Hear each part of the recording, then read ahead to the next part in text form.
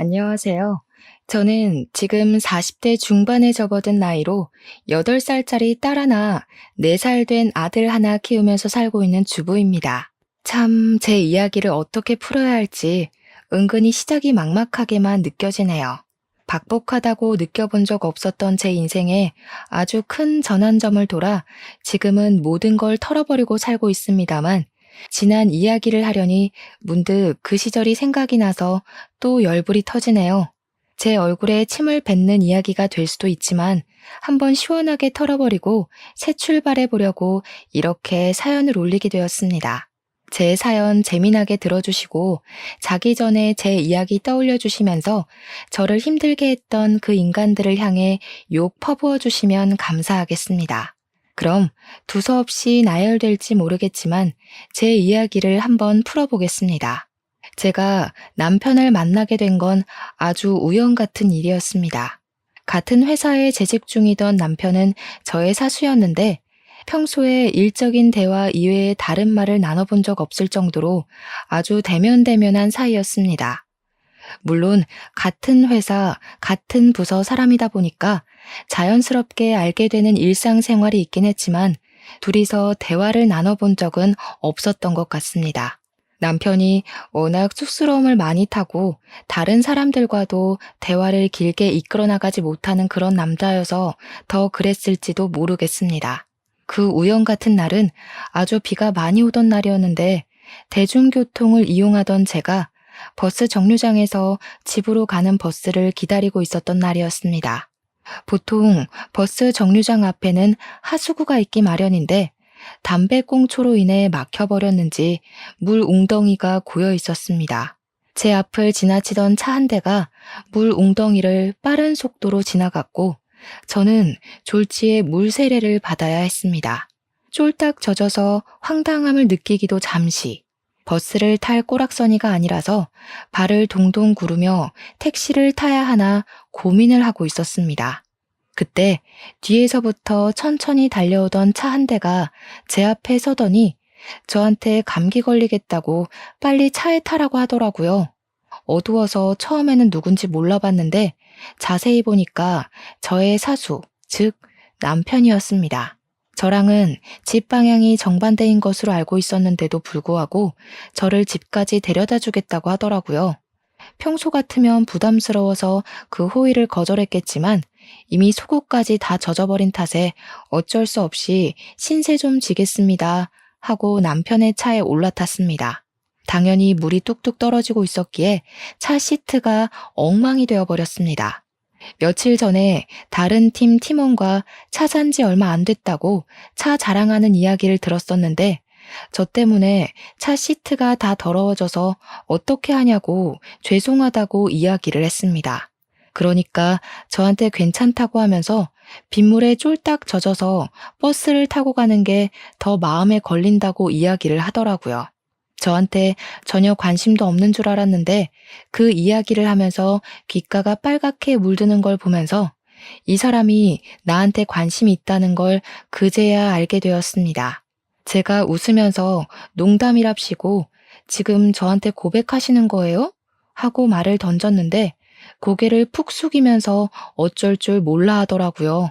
저도 솔직히 당황스럽기도 하고 놀랍기도 해서 사수님 혹시 저 좋아하시는 거냐고 했더니 그걸 아직까지도 눈치를 못 챈 거냐고 하는 겁니다. 아니, 평소에 저한테 말 한마디 살갑게 붙여본 적 없는 사람이 그러니까 너무 놀랍더라고요. 그래서 저도 어떻게 알겠냐고 나한테 말이라도 한번 걸어보지 그랬냐고 하니까 갑자기 자기랑 한번 만나볼 생각 없냐고 집에 가는 내내 어필을 하더라고요. 자기 명의로 된 오피스텔도 하나 있고 차도 얼마 전에 샀다면서 우리 나이가 있으니 결혼 상대로 봐도 괜찮지 않냐고요. 이상하게 차에 타기 전까지는 부담스러운 대상이었는데 그런 말을 하는 게 귀엽게 느껴지더라고요. 그래서 저도 충동적으로 만나볼까 싶은 생각이 들어서 좋다고 한번 만나보자고 이야기를 했습니다. 그 전까지는 대화를 많이 나눠보지도 않고 관심이 없어서 몰랐는데 우리 남편에게는 조금 마마보이 같은 기질이 있었습니다. 차라리 대놓고 마마보이였으면 제가 진즉에 헤어지기라도 했을 텐데 그런 수준까지는 아니었고요. 그냥 가끔 가다가 우리 엄마가 하는 정도였습니다. 뭐 대화하다가 그런 거 있잖아요. 우리 엄마가 그러는데 여자는 엉덩이가 커야 한대. 그래야 애를 잘 낳는다고 하더라. 우리 자기는 엉덩이가 커서 걱정 없겠어. 이런 말이요. 그때도 당연히 왜 그런 말을 하지? 라고 생각을 하긴 했는데 사귄 지 얼마 되지도 않았고 여자들에게는 그런 마음들이 하나씩은 있잖아요. 다른 사람은 이 사람을 고치지 못했을지언정 나는 이 사람을 뼛속까지 바꿔놓을 수 있다는 자신감. 사실 다른 사람이 고치지 못했으면 저도 못 고치는 게 당연한 건데요. 저도 참 정신머리 없게 이 사람의 안정적인 모습만 보고는 결혼까지 결심하게 된 것이었죠. 나이가 있고 사내 커플이다 보니까 헤어져야겠다는 생각은 아예 해보지도 않았고요. 눈 떠보니까 어느새 식장에 걸어 들어가고 있더라고요. 시댁은 저희 부부를 지원해줄 만큼 넉넉한 형편은 아니었습니다. 시부모님 두 분이서 편의점을 운영하고 있었는데 자리는 꽤 좋은 곳이었으나 매출 자체는 높지 않았거든요. 남편은 악착같이 월급을 모으고 모아서 본인 명의로 오피스텔도 구매하고 차도 산 것이었습니다. 그걸 어찌나 저에게 어필을 해대던지 시모가 우리 아들 경제관념이 정말 좋다면서 저에게 은근히 물어보시더라고요. 우리 며느리는 돈을 물 쓰듯이 쓰고 그런 사람 아니지? 하면서요. 저야 뭐 그때까지는 농담인 줄 알고 하하 웃었죠. 사실 저는 월급 모은 걸로 현물을 사둔 게 없었거든요. 제 명의 오피스텔이 있는 것도 아니고 차가 있는 것도 아니고요. 근데 그 사실을 알고 은근히 저를 깎아내리더라고요.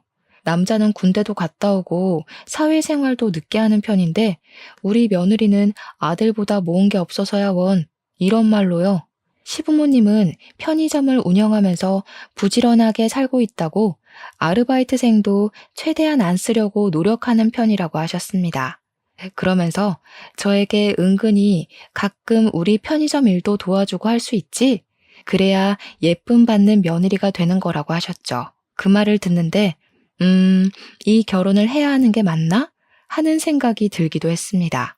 그러던 와중에 우리 아버지께서 수제 구두를 만들어 파시는 일을 하셨었는데, 거래하던 업체가 대금도 주지 않고 도망가 버리는 바람에 갑자기 빚을 지게 되셨습니다.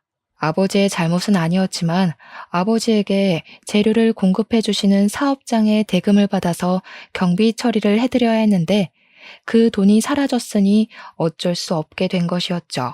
저는 남편에게 우리 결혼을 조금 미뤄야 할 것 같다고 조심스럽게 이야기를 하게 되었습니다. 아버지의 사업이 갑자기 좋지 않게 되었으니 어쩔 수 없다고 하니 남편이 이럴 때일수록 결혼을 더 빨리 해야 한다는 겁니다. 제가 성질을 살짝 부리면서 돈이 없는데 어떻게 결혼을 하느냐 했죠. 그러니까 당장은 집이 좁을지는 몰라도 아이가 없으니 자기 오피스텔에서부터 신혼생활을 시작하면 되지 않겠냐고 하더라고요. 저희 가족이 살고 있던 집도 잔금을 하청업체 사장님들께 보내줘야 해서 팔기 일보 직전이었거든요. 저 하나 사라지게 되면 우리 부모님께서 쓰실 집만 구하면 되니까 부담이 오히려 덜하겠다 하는 생각이 번뜩 들었던 거죠. 그래서 좋다고 그럼 빨리 결혼을 하자고 이야기를 했습니다. 확실히 사정에 쫓겨서 결혼하는 느낌이 들긴 했습니다. 양가 상견례도 정말 간단하게 진행했고 우리 집 사정, 시댁 사정 둘 다 넉넉하진 않았으니 예단 예물 같은 것도 전부 생략했고요. 대신 손님이 많이 와야 남는 게 있다면서 크긴 하지만 낡고 후진 예식장에서 결혼식을 올리게 되었습니다. 결혼을 하고 나니까 시댁에서 눈치를 조금 주더라고요. 남편에게 여동생이 하나 있었는데 이 문제의 신우가 완전히 망난이었습니다. 제 나이가 34살일 때 결혼을 했는데 신우 나이가 28살이었거든요. 근데 이 신우가 일찍 결혼을 해서 애가 하나 있고 둘째를 임신하고 있었습니다. 사고를 쳐서 남편보다 훨씬 먼저 결혼을 했고 어린 나이에 결혼했다고 신혼의 시댁에서 무시를 하고 시집살이를 심하게 시켰나 봐요. 허구한 날 시부모님 집에 와서 시간을 보내고 있더라고요. 이야기를 들어보니 신혼에는 합가를 해서 살고 있었는데 그러다 보니 부딪히는 게 한두 가지가 아니라고 하더라고요.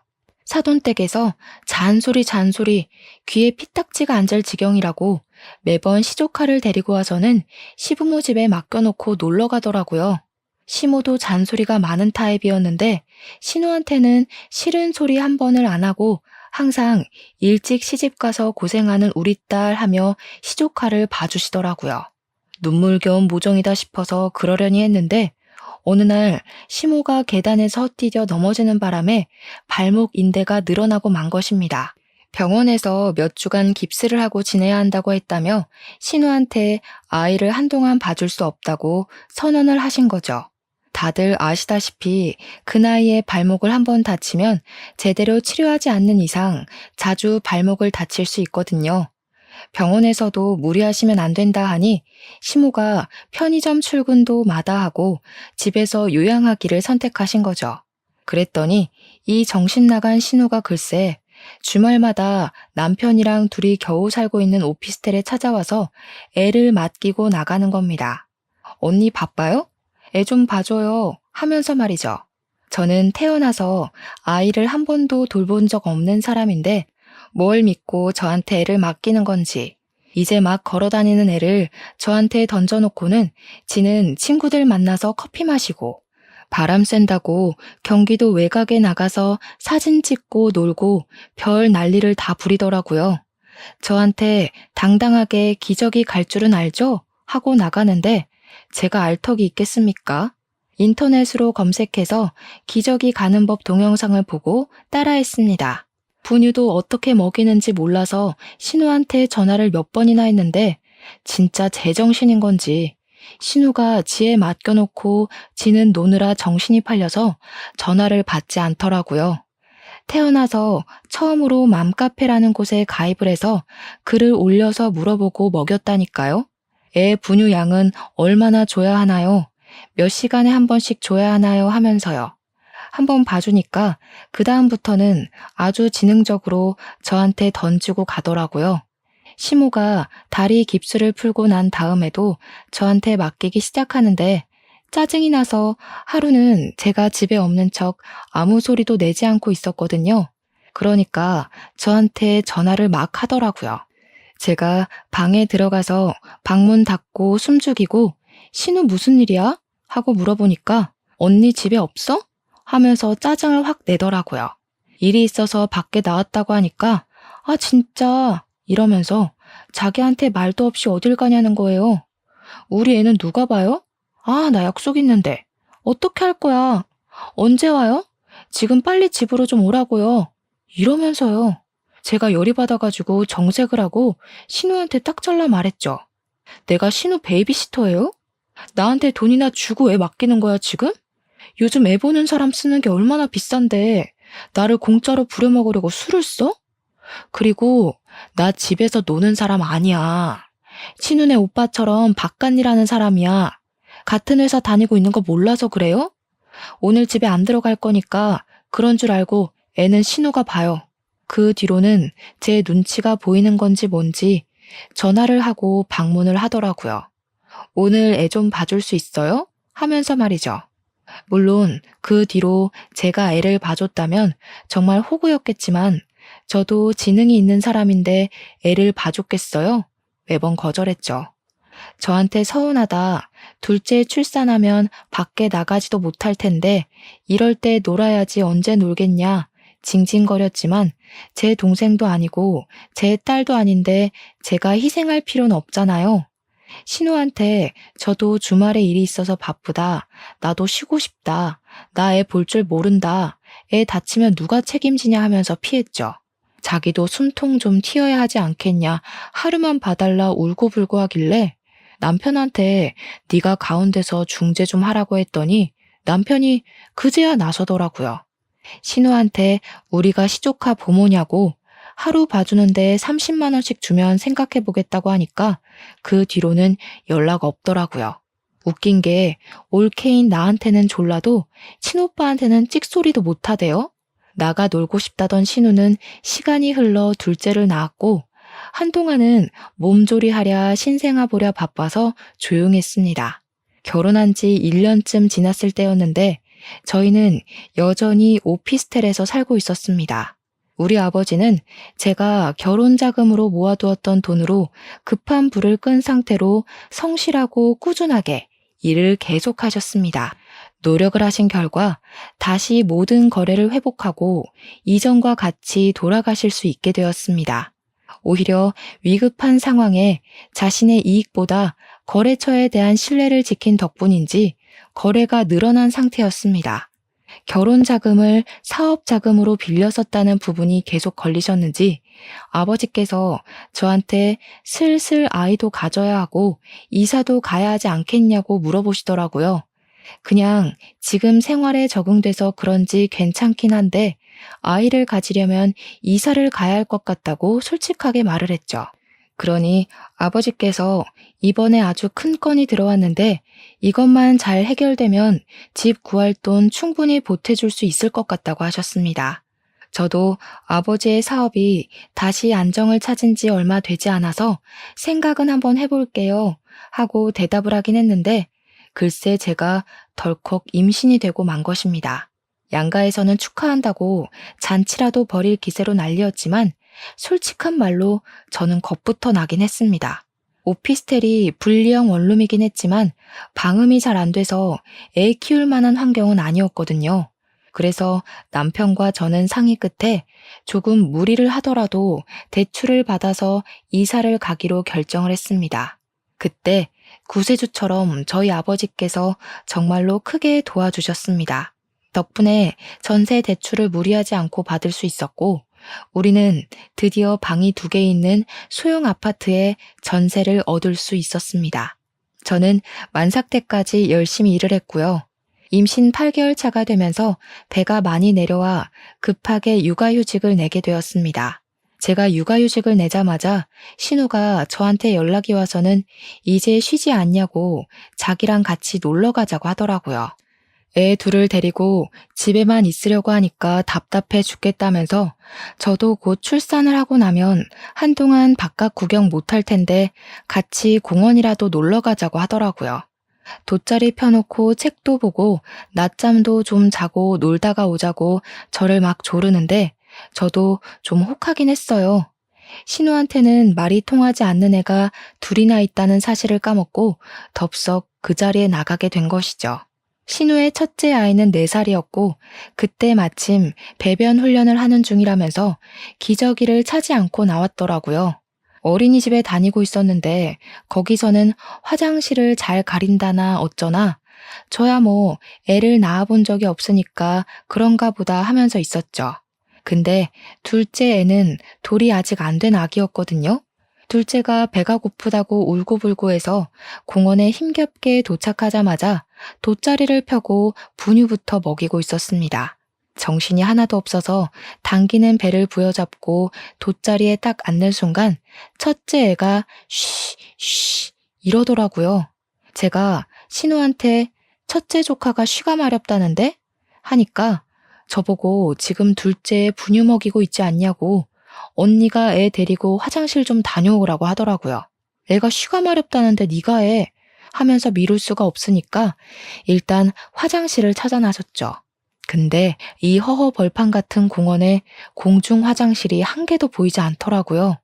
놀래서 공원 근처에 있는 카페에 들어가서 화장실 좀 쓸게요 하니까 직원이 한숨 푹 쉬면서 음료를 주문해야 화장실을 쓸 수 있다고 하더라고요. 아기가 많이 급하다고 그래서 먼저 갔다 와서 계산을 하겠다고 하니까 직원이 저한테 얄짤없이 주문하고 가시라고요 하는 겁니다. 제가 아이스 아메리카노 하나 주세요 하고 카드를 주려고 하는데 글쎄 첫째 조카가 바지에 그냥 쉬를 싸버린 겁니다. 카페 바닥에 오줌이 졸졸졸 떨어지는데 아르바이트생도 으악, 저도 으악, 다 같이 얼음이 되어버렸죠. 조카애는 어쩔 줄 몰라서 눈물이 터지기 일보 직전인데 아르바이트생이 인상을 팍 쓰면서 아줌마가 치우세요 하더라고요. 순간 화장실을 좀 빨리 쓰게 해줬으면 어디가 덧나나. 분명 내가 계산을 한다고도 했고 애가 쉬마렵다고 한 건데 진짜 인류의 상실이다 하는 마음이 들었죠. 아르바이트생에게 한 소리 해야겠다는 생각이 들어서 치우는 건 내가 할 거라고, 근데 그쪽도 참 못됐다고, 계산하겠다고, 화장실만 먼저 쓰겠다고 하지 않았냐고 했죠.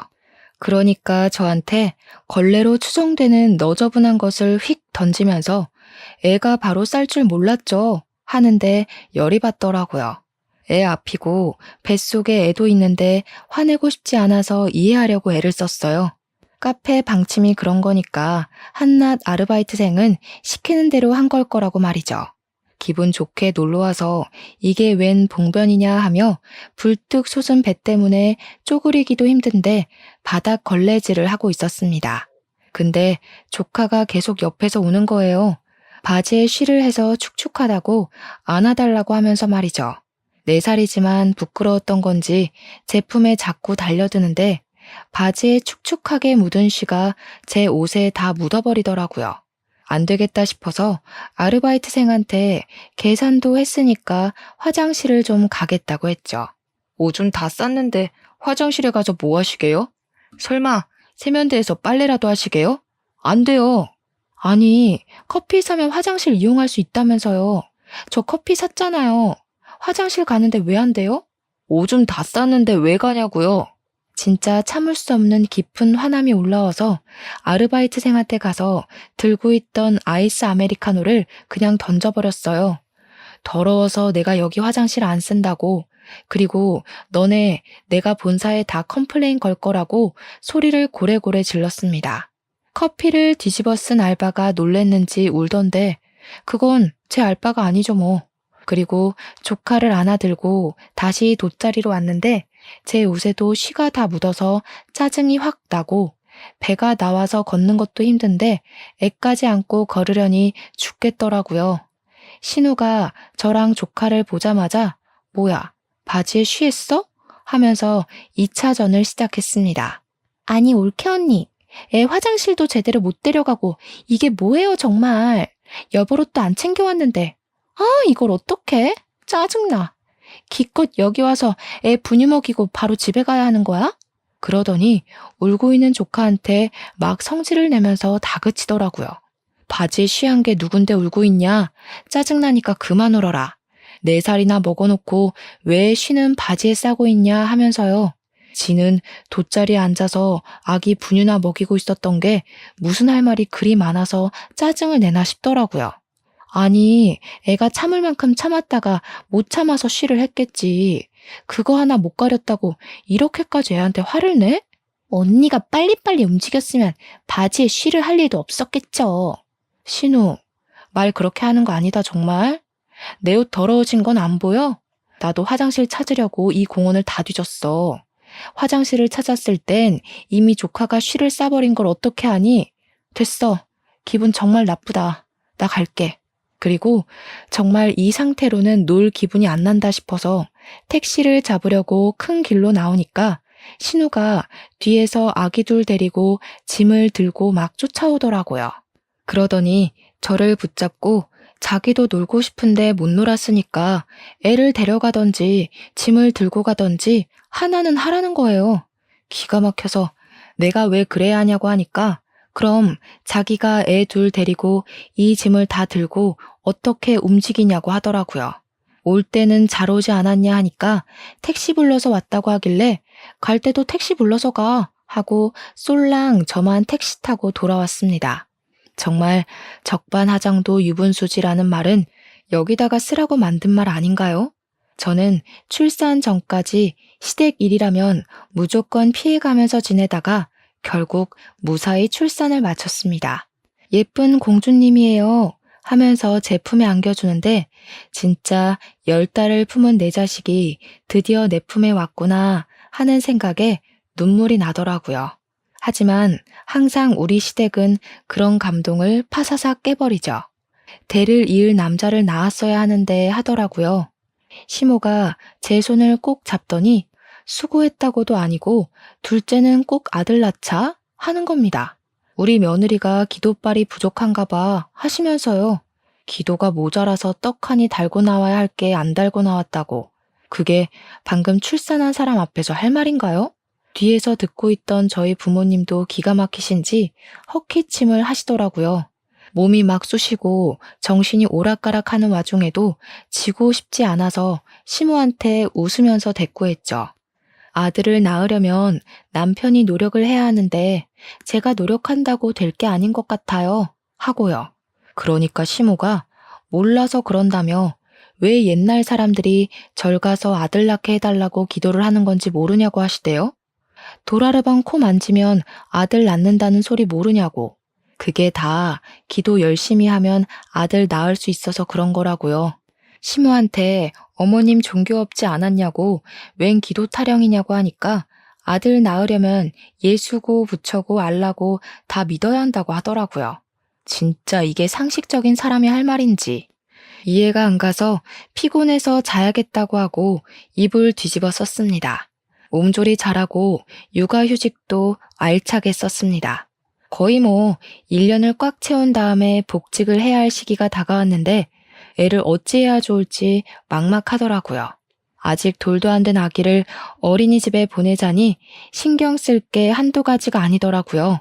거기다가 돌쯤에 아이들이 자주 아픈 것도 한몫했고요. 회사에 복직을 해야 하나 말아야 하나 고민을 하고 있는데 눈치를 챈 남편이 저에게 넌지시 말을 했습니다.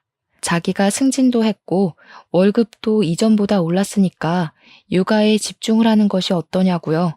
집 대출금도 우리 아빠가 도와주신 덕분에 잘 갚고 있으니까 회사를 그만둬도 괜찮을 것 같다고 하는데 솔직한 말로 경력 단절된 여성이 되고 싶진 않았습니다. 근데 또 우리 아이를 두고 출근을 하자니 그게 눈에 밟혀서 안 되겠는 거죠. 일이냐 육아냐 정말 며칠을 고민하다가 결국에는 사표를 내게 되었습니다. 집에서 본격적으로 육아맘으로서의 생활을 시작하게 되었죠. 처음에는 정말 좋았습니다. 날이 다르게 성장을 해가는 우리 아이를 보면서 뿌듯하기도 하고 신기하기도 했고요. 근데 시간이 지나니까 집에서 살림만 하는 제가 너무 초라해 보이고 우울함도 찾아오고 하더라고요. 애는 점점 말을 안 듣지, 저는 집 밖으로 나가지도 못하지. 사회생활하는 남편이 너무 부럽더라고요. 아이가 4살쯤 되었을 때 저도 일을 하고 싶다는 생각이 들었는데 때마침 어린이집에서 대기가 빠졌다고 아이를 입소시킬 거냐고 물어보더라고요. 냉큼 하겠다고 이야기를 하고는 이력서를 썼습니다. 그런데 애석하게도 경력이 단절되어 버린 여자를 써주는 회사가 없더라고요. 면접을 볼 수 있는 기회조차 오지 않았습니다. 더욱 저를 힘들게 만들었던 건 둘째를 임신하게 되었고 저는 회사에 취직할 수 없는 여자가 되어버렸습니다. 둘째를 출산하는 과정은 첫째보단 순탄했지만 저를 집어삼킨 우울감은 더욱 깊어지게 되었습니다. 둘째마저도 돌이 지나고 두 아이 모두 어린이집에 들어갈 수 있게 되자 하루하루를 무기력하게 살아가는 와중에 시모가 제안을 했습니다. 편의점에서 심심풀이로 아르바이트를 해보는 게 어떠냐고 하셨어요. 긴 시간은 아니고 아이가 어린이집에 가 있는 동안에만 해보라고요. 월급은 편의점 아르바이트생들이 다 거기서 거기로 받으니까 최저시급 맞춰주겠다고 하시더라고요. 최저시급을 받으면서 일해본 게 언제더라 싶었지만 그거라도 벌어야 활력이 생기겠다 싶어서 하루에 6시간씩 주 5일 근무를 했습니다. 오전 10시부터 오후 4시까지 딱 아이들을 어린이집에 맡겨둘 수 있는 시간이라 좋다고 했죠. 그전까지는 신경을 안 써서 몰랐는데 시몬의 편의점이 위치도 좋은데 이상하게 매출이 별로 안 나온다 싶긴 했거든요. 알고 보니까 시부가 출근을 하면 편의점 앞 파라솔에 앉아서 담배도 피우고 친구들이랑 바둑도 두고 맥주를 마시고 있더라고요. 어느 누가 그런 편의점에서 물건을 사고 싶겠습니까? 다들 길 건너에 있는 다른 편의점을 가더라고요. 그러면서 장사가 안 되네 어쩌네 하니까 제가 기가 막힌 거죠. 하루는 보다 보다 안 되겠다 싶어서 시부한테 바둑을 두고 싶으면 저쪽에 있는 공원에 가시라고 했죠. 그랬더니 공원에서는 담배를 못 피우게 해서 안 된다는 거예요. 제가 시부한테 영업장에서 담배 피우는 건 되겠냐고, 여기 학교 근처라서 담배 피우시면 안 되는 곳이라고 했죠. 그러니까 내 가게 앞에서 피는 건데 왜? 하길래 그래서 장사가 안 되는 거라고 다른 데 가서 하라고 했습니다.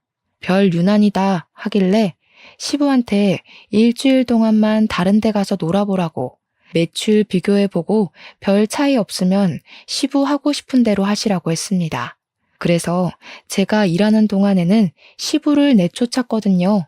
아니나 다를까 매출이 겁나 오르더라고요. 그러니 시부가 저한테 잔소리도 못하고 시무는 잘한다 잘한다 하고요.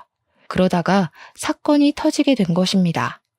제가 일하는 시간이 오전 10시부터 오후 4시까지니까 학생들은 다 학교에 있을 시간이지 않습니까? 그래서 대충 담배나 술을 사러 오면 얼굴만 대강 보고 물건을 팔았단 말입니다. 전 요즘 애들 얼굴이 그렇게 사갔는지 몰랐죠. 염색도 하고 피어싱도 하고 문신도 했길래 별 생각 없이 담배를 팔았던 겁니다. 그런데 그 아이가 미성년자였고 하필이면 그날 딱 경찰한테 걸리게 되었던 거죠. 우리 편의점에 경찰이 찾아와서는 미성년자한테 담배를 팔았다고 영업 정지라고 딱지를 딱 붙이는데 눈앞이 캄캄해지더라고요. 제가 경찰한테 억울해서 보시라고, 머리 염색도 하고 문신도 있고 낮 시간대에 와서 당당하게 담배를 사가는데 내가 어찌 알겠냐고 했습니다. 경찰이 억울한 건 알겠는데 그래도 무조건 신분증 검사를 하셨어야죠 하는데 할 말이 없더라고요. 제가 편의점에서 일을 시작한 지 얼마 되지 않아서 몰랐던 거죠. 저한테 매출이 올랐다고 복덩이라고 어화둥둥 해주시던 시부모가 한순간에 돌변을 하는데 그것도 기가 찼고요. 신분증 검사를 안 해서 일주일이나 영업정지를 먹었는데 어떻게 할 거냐고 닥달을 하대요? 네가 매출 다 물어낼 거냐? 다른 건 몰라도 냉장식품들 유통기한은 어떻게 할 거냐? 네가 폐기물 다 떠안고 가라. 네 월급에서 까겠다 하면서요. 진짜 너무너무 억울해서 잠을 설칠 지경이었습니다. 제 월급 고스란히 시부모가 꿀꺽하는데 더럽고 치사해서 일을 그만두고 싶다는 생각을 하게 되더라고요. 그래서 저 일 안 하겠다고 하니까 무책임하다고 하면서 갑자기 그만두면 알바는 어디서 구하냐고 저한테 생각이 없대요. 신우 시키라고 했더니 시부는 애 봐야 해서 바쁘다고 변명을 하대요. 신우 애가 우리 애보다 더 큰데 걔네도 다 학교 다니고 어린이집 다니는데 뭐가 문제냐고 했죠. 그러니까 신우는 애가 워낙 병약해서 이런 일 하면 안 된다고 하는데 기가 차서 웃었습니다. 저는 뭐 이런 일에도 괜찮은 사람이라는 건지. 아무튼 저는 편의점 일을 그만두고 다시 한번 이력서를 뿌리면서 취업 준비를 했습니다. 근데 제가 너무 취업에 대한 스트레스를 받았던 건지 아니면 시댁 때문에 그랬던 건지 어느 날부터 가슴이 찌릿찌릿 아프더니 가슴에 혹 같은 게 만져지는 것 같았습니다. 처음에는 생리할 때가 됐나 싶어서 별 대수롭지 않게 생각을 했는데 날이 갈수록 멍울이 크게 느껴지는 겁니다. 시간을 내서 초음파를 보러 갔는데 글쎄 제 가슴에 혹이 떡하니 있다고, 모양이 조금 이상하다며 조직 검사를 해보는 게 좋겠다고 하더라고요. 병원에서 그런 소리를 들으니까 갑자기 하늘이 무너지는 듯한 기분이 들고 저도 모르게 인터넷에 검색을 하게 되더라고요. 유방암, 유방의 혹, 조직검사 이런 것들이요. 대부분이 암에 관한 이야기였고 생각보다 젊은 환자들이 많고 완치율도 꽤 높다는 것을 알게 되었지만 그만큼 부작용에 시달리는 사람들도 많더라고요. 항암 치료를 시작하면 머리털이 빠지고 살이 빠지고 근육이 다 빠진다고 하면서 그런 후기들을 보는데 참 겁이 났습니다. 생각하지 말아야지 하면서도 한번 저를 늪에 빠뜨리니까 계속해서 불안함이 증폭되더라고요. 집에 돌아와서 한참을 혼자 멍하니 인터넷에 암 후기들을 검색해 보다가 시간을 보니 남편이 퇴근을 할 시간이 다 되었더라고요. 집에 돌아온 남편에게 가슴에 혹 같은 게 있는데 조직 검사를 해봐야 정확하게 할 수 있대 하면서 덤덤한 척 이야기를 했습니다. 남편이 눈을 크게 뜨면서 저한테 암이래? 유방암이야? 하더라고요. 아직 어린아이가 둘이나 있으니 우리 남편에게도 얼마나 청청병력 같은 소리겠습니까? 흐르는 눈물을 막 억지로 닦아내면서 아직 잘 모르겠다고, 모양이 이상하다고, 전부 암은 아니라고 하더라. 조직 검사를 해봐야 알 수 있을 거래 라고 병원에서 들은 이야기를 해주었습니다. 근데 남편이 저를 빤히 바라보더니 당신 보험은 다 들어져 있지? 하더라고요. 순간 위로도 아니고 보험금 이야기를 하니까 기분이 나빠서 아니? 보험 없는데? 라고 대꾸를 했어요. 물론 보험 가입이 되어 있었습니다. 우리 부모님께서 어릴 때부터 들어주셨던 실비의 생명에 종신보험까지 있을 건 다 있었지만 괜찮냐는 말도 없이 보험부터 묻는 게 괘씸하더라고요. 갑자기 남편이 머리를 막 헝클이더니 그 나이 먹도록 보험도 안 들어놓고 뭐 했냐고 망했다고 하는 겁니다. 이게 다 무슨 소리인가 싶어서 멍하니 있으니까 암 치료는 무슨 돈으로 하냐고, 유방암 약 비싼 거 아니냐고 돌겠다고 하더라고요. 순간 온몸에 피가 차게 식는 것 같은 느낌이 들면서 너무너무 실망스러웠습니다. 그러더니 저한테 장인 장모 돈 좀 있대? 우리 부모님은 돈 없을 건데? 암 치료 무슨 돈으로 하지? 대출금도 갚아야 하고 애도 키워야 하는데 하면서 혼잣말을 하더라고요. 제 손을 딱 잡더니 그거 크기가 크대? 다른데 전이됐으면 우리 그냥 치료 포기할까? 하더라고요. 이게 정신 나갔다 싶더라고요. 남편한테 화를 내면서 지금 나보고 죽으라는 거냐고 하니 가망 없으면 굳이 돈 쓸 필요가 있네요. 냉정하게 생각하자면서 우리 자식들은 누가 키우냐고요. 진짜 이런 놈이랑 더 살아야 하나 싶더라고요. 그래? 그럼 그냥 이혼하자. 이혼? 이혼이 무슨 애들 장난이냐? 너 실비나 암 보험은 없다고 했지만 사망보험도 없어? 도저히 화를 참을 수가 없어서 남편 새끼의 뺨을 있는 힘껏 쳤습니다. 바로 빨갛게 부어오르는 뺨을 부여잡고 저를 멍하니 쳐다보더라고요. 야, 이 짐승 새끼야. 네가 사람이냐? 사람이야? 나한테 괜찮냐는 말 한마디 없이 보험금 타령이야 지금? 내가 암인지 아닌지도 아직 모른다고 했지. 어떻게 치료를 포기하자는 둥 그딴 소리를 해? 네가 그러고도 내 남편이야? 사람이냐고. 야, 그러면 돈 없는데 무슨 암 치료를 해? 장인 장모가 해준대?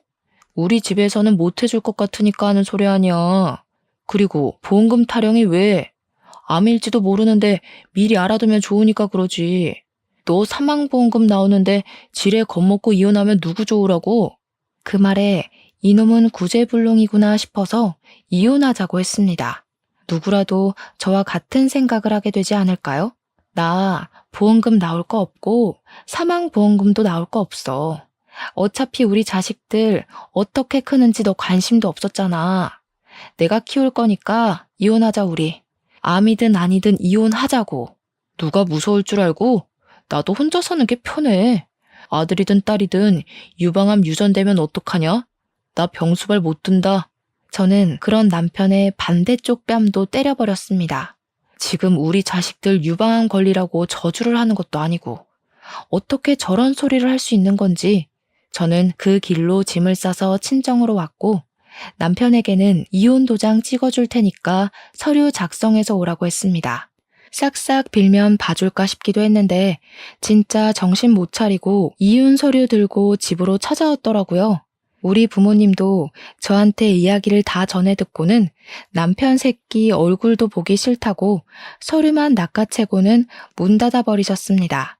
저도 서류 빈칸 싹 다 작성해서 다시 남편에게 전해줘야 하는데 찾아가는 수고도 하고 싶지 않아서 퀵 불러다가 보내버렸습니다.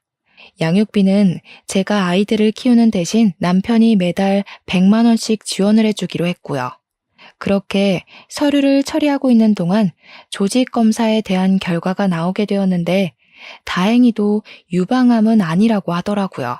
단지 혹의 크기가 여기서 더 커지면 수술을 해서 떼어내어야 한다고 추적 검사를 하자고 하시더군요. 얼마나 다행이었는지. 부모님과 저 정말 밤새 서로 부둥켜 안고 울었습니다. 남편은 제가 유방암인 줄 알고 있던 상태였으니까 협의 이혼 재판이 끝나고 이혼 확인서를 들고 구청에 가서 제출을 했죠. 이거 제출하시면 진짜 이혼되시는 거예요 하면서 직원이 이야기를 하는데 빨리 처리해달라고 했습니다. 다 처리되셨습니다 하고 서류를 떼어보니까 제 등본에서 남편이 쏙 빠졌더라고요. 남편이 저한테 머쓱하게 그래도 살았던 정이 있으니까 암 치료 잘하라고, 그리고 자기 재혼이라도 하게 되면 애는 못 데리고 가니까 장인 장모한테 애 잘 키우라고 전해주라고 하더군요. 진짜 끝까지 찌질하고 재수없는 놈이 따로 없지 않습니까? 정신 나간 놈아. 어디 가서 애 아빠라는 소리 하지 마. 너 같은 거 아주 경멸이야. 그리고 나 암 아니라고 하더라? 애는 평생 내가 키울 거니까 걱정하지 마. 뭐? 암이 아니라고? 조직 검사해 봐야 알 수 있다고 했잖아. 그냥 혹이래. 나중에 제거 수술하면 된대. 너 같은 거 본성도 모르고 평생 남편이랍시고 데리고 살 뻔했네? 이혼해줘서 고맙고 양육비 제때제때 잘 보내라. 나 수술할 때 보태라고 집도 오롯이 나한테 넘겨준 거 아주 고마워. 그랬더니 전 남편이 노발대발 사기 이혼이라고 난리를 치더라고요. 사기는 도대체 어디가 사기인지? 협의 이혼했는데요. 저한테 양육비 절대로 못 준다고 강짜를 부리길래 차근차근 자료를 모으는 중입니다. 양육비 합의서를 토대로 매달 입금되지 않은 이력을 들고 가면 양육비 청구 소송을 할 수 있더라고요. 한 달치 차곡차곡 모아서 전부 다 소송을 걸 겁니다. 전 시댁도 전 남편도 저에게 속이고 이혼한 거라면서 사기 이혼이라고 난리를 치던데 자기들이 저한테 한 행동과 말이 있는데 무슨 사기 이혼이란 말인지요. 자기 꾀에 자기가 넘어간 거 아니겠습니까? 저는 앞으로 우리 자식들 잘 키우면서 잘 먹고 잘 살 겁니다. 다행히 경력 단절 여성들을 우선 채용하는 기업을 알게 되어 이력서를 넣었고 저는 당당하게 합격하여 다음 주부터 출근을 하게 되었습니다. 엄마로서의 삶도 여성으로서의 삶도 포기하지 않고 멋지게 해내보도록 하겠습니다. 저희 앞으로의 인생을 끝까지 응원해주세요. 그리고 저와 같은 고민을 하고 있는 여성분들에게도 용기를 주고 싶습니다. 경력 단절이라는 게 나를 보잘것없는 사람처럼 만든다고 느껴질 수 있지만 우리에게는 지혜가 있으니 헤쳐나갈 수 있을 것이라고요.